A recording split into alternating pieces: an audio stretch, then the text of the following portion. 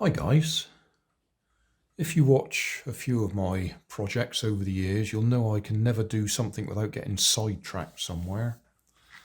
Looking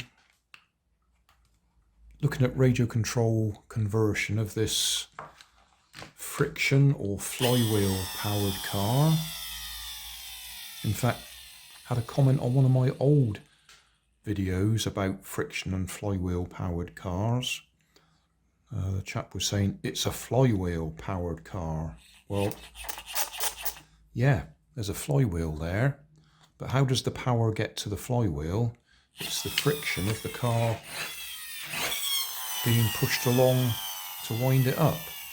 So there's an awful lot of motors, engines that have flywheels in them.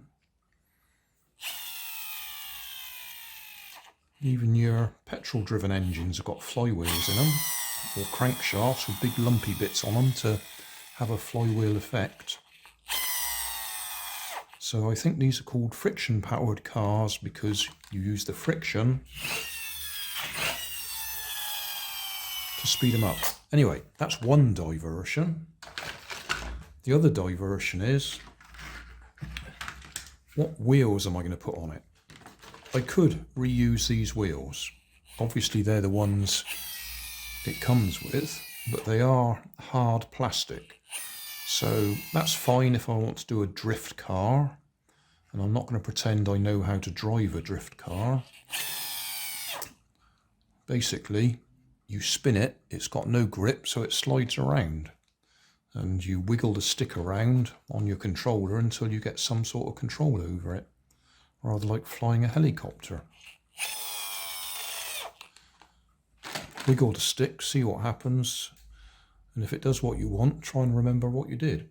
Anyway, another sidetrack. So, wheels. I've had a quick look through my box of bits, see what sort of wheels I've got that we could pinch. Those ones, on that car, are quite nice.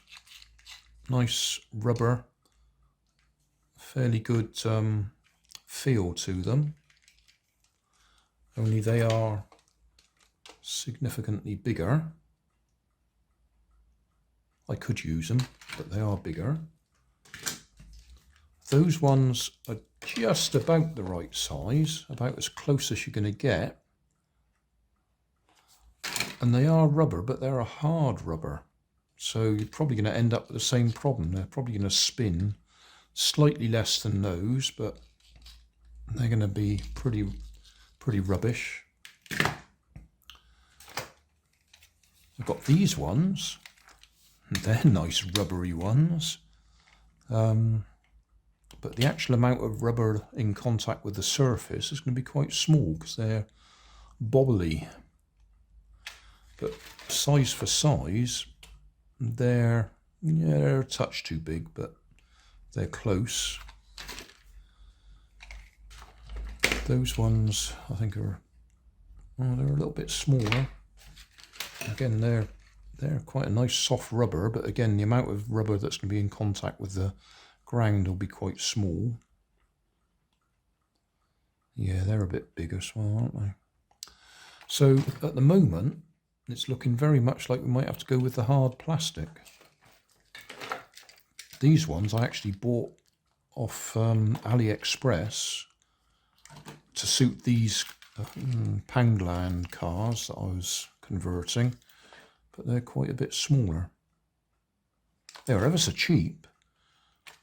I got, I don't know, it's something like 10 or 20 for a couple of quid, all the way from China. So I might have a look on there again, see if I can find some this size. But short term, we might be stuck with plastic. Next thing, last episode I was talking about how we could use this basic chassis I put together just to get the dimensions right. Use that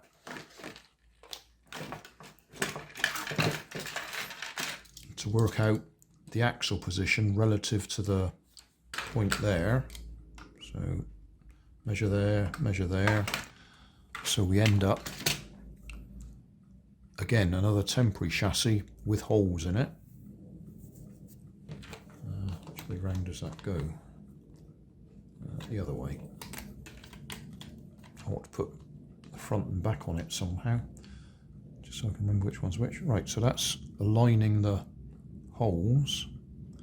So what I might do, just a temporary episode, yeah, for this episode, which will be number 2, I might just put that in there, take these off here and put them in there, and just see if we got the dimensions right.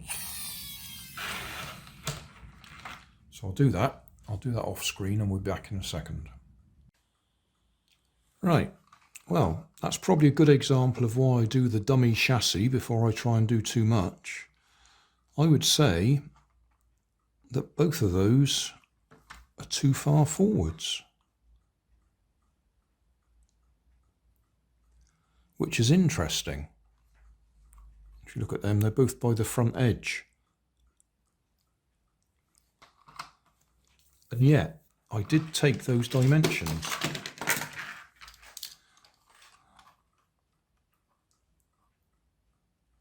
So that's 37.3 from the front.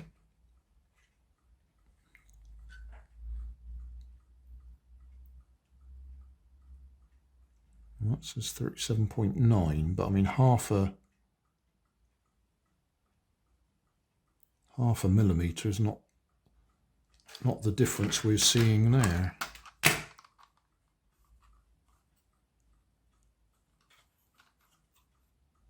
Well, that doesn't look so bad. Ah, wait a minute. I had this problem before. This side, they're spot on perfect.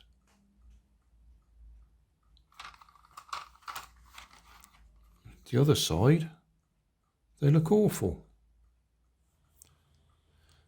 I'm just toying with this misalignment issue. If I unscrew my alignment screws and push the whole thing out of alignment, I can get the whole chassis must be twisting a bit, but I can get it to align better. So what I could do when I build these or print them, I could put little slots in them rather than a hole. I could put a slot in it so we can actually twist the chassis a little bit to align it with those holes.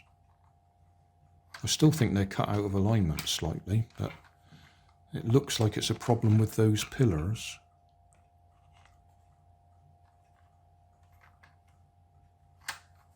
And if I misalign them slightly, I can get the wheels to line up in the middle of the wheel arches. Because that moves them slightly out of alignment on that side. So a slot rather than a hole, and then we can tweak it to make it fit properly, which is why I do these dummy chassis. Quite a while ago, somebody did ask me how I managed to get the prints right first time, and I said, I don't. Obviously, you see the edited, finished version, not all the attempts on the way through. Thanks for watching. If you want more information, check down below in the video description. If you like this video, you might like this one up here. And if you want to subscribe, you can check out my channel over here. Up here is my latest video on my channel, and down here is a video playlist associated with the video you've just watched. Thanks again for watching.